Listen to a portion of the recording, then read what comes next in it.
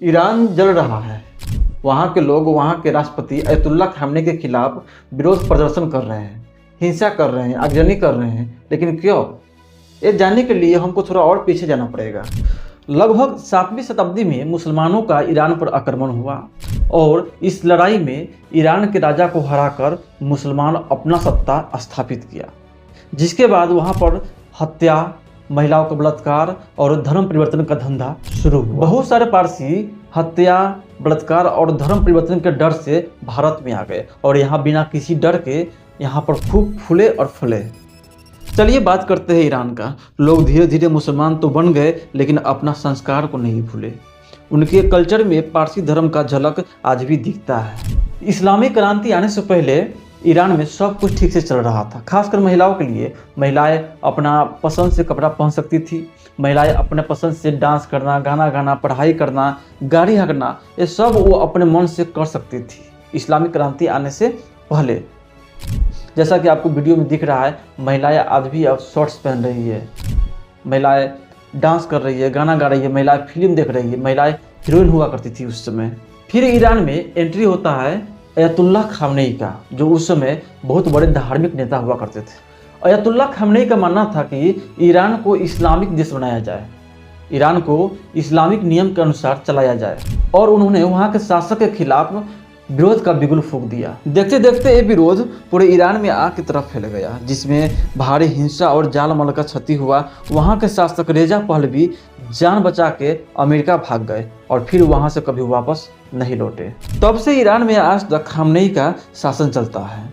उन्होंने महिलाओं पर बहुत सारी पाबंदी लगा दी, जैसे महिला को तंबूना में बुर्का में रहेगी, महिला नकाब पहनेगी, महिला हिजाब में रहेगी, महिला किसी पर पुरुष के साथ नहीं दिख सकती है, महिला अगर घर से बाहर निकलती है तो उसके घर के कोई पुरुष के साथ ही निकल पाएगी, महिला गाड़ी नहीं चला सकती है, महिला डांस नहीं कर सकती है, महिला गाना नहीं गा सकती है, महिला अपने मन की इच्छा के अनुसार वो कुछ भी नहीं कर सकती है। ये अयतुल्ला खामनेई का फरमान था। लेकिन अब वहाँ के पुरुष और महिला को भी खामनेई से मन भर चुका है, वो वहाँ के नियम से तंग आ चुके हैं। इसलिए समय समय पर वहाँ के राष्ट्रपति के विरोध में प्रदर्शन होता रहता है।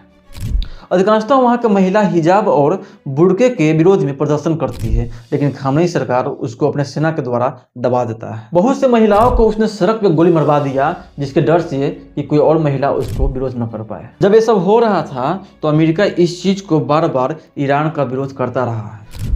अमेरिका चाहता है कि वहाँ पर लोकतंत्र की स्थापना हो, लेकिन खामनेई चाहता है कि ईरान इस्लामिक गणराज्य बना रहे।